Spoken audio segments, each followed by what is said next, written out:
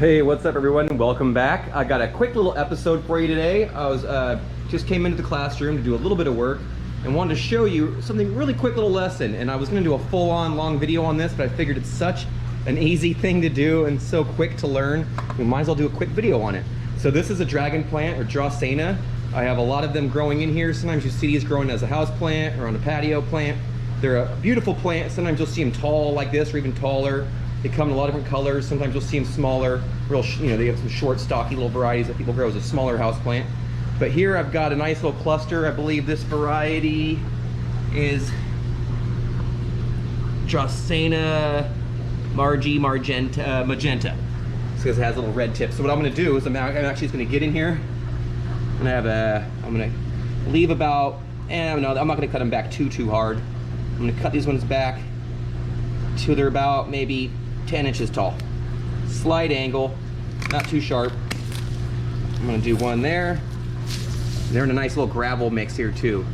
So I'm gonna cut them all back to relatively the same height. I'm gonna collect them and then I'm gonna show you what I'm gonna do next. And it is actually gonna be pretty cool because it should work out just fine for us, which is gonna be great. Oh, there you go, look at that big ol', looks like I'm just topping these and hurting them, but I'm not. Or I mean, probably causing a little bit of stress, but they're gonna be fine.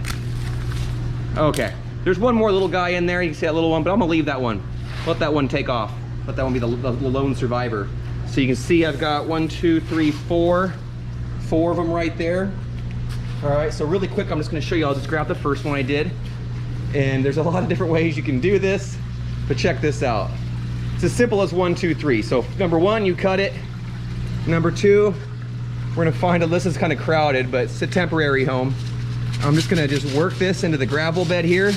If you've seen my videos before, you know I love to grow with aquaponics. The gravel bed I've got here, oh, look at that. Get that fella out of the way. Now I didn't bring my tripod in today, that's why I'm working one-handed, or else I'd have a camera set up a little better, but there we go, sorry. So in here, it's flooded out with water. You can see down below, we've got some fish in there. They live and they poop in the water. Bacteria breaks their stuff down. And so you can see, here's another dragon plant we did just not too long ago. And I can't even pull it out without really tugging it out. You see there's a few more over here, and I did them the same way. So you see there's one over there. I'll grab a few more. You see the classroom's looking pretty decent right now. A little wild, a little messy, but lots of plants to enjoy still. I think this is probably the most plants I've ever had at this time of the year. Students are going to come back in another week or two, so I want to be ready and prepared for them. You see I've already cut this one. I'm going to look for an opening. Like I said, this is actually really crowded growing. I probably wouldn't recommend growing your houseplants this crowded, but this is a temporary home for a lot of these. Some of these are just getting rooted, then they'll come right back out. But you can see we've got a lot of different varieties in there that are hanging out. So I'm just going to grab a few more. You see we got 2 more, a big old fat one right here. Let's see, maybe I can sneak this one in over on this side. Let me see if I can find an opening. It's just hard because it's so dense right now, and I don't want to, dang it. Okay, let's see, where's a good spot? Oh, here we go. I'll have to just go right here. I'm just gonna work that one in the gravel. If you have to move the gravel a little bit. There we go. So it's in the gravel about 5-6 inches deep.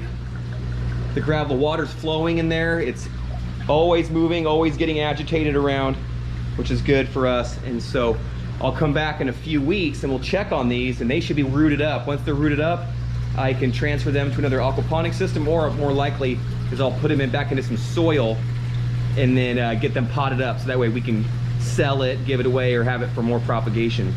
But that's it. That's how you propagate a dragon plant using an aquaponics system. Really just simple as get some straight, some really nice clean cutters and snip it straight and clean and get it down in that gravel bed and make sure you've got the appropriate situation. If you have a healthy aquaponics system like we do here, you should have no problem, because look at this. Here's one we did a few weeks back, and you can see all the roots starting to form. Those roots weren't there, and there's even more down below, down in there. I can't even pull this out with just one hand. I'd be disturbing too much gravel. So I'm gonna let that one stay just fine, but as you can see, it works pretty well. So I just want to show this off a little bit. The class is looking pretty good, but pretty fun to propagate dragon plant that way. Really simple. Literally, I left these plants, like I think I put those other ones in there. These ones right here, this other variety, maybe 3 weeks ago, 4 weeks ago, and I haven't been in for 2 weeks, and it's looking really good. So there you go. All right, well, I hope you enjoyed this video. If you did, please give me a thumbs up and subscribe and come back for more garden action. Until then, I hope you do great. Take care for now.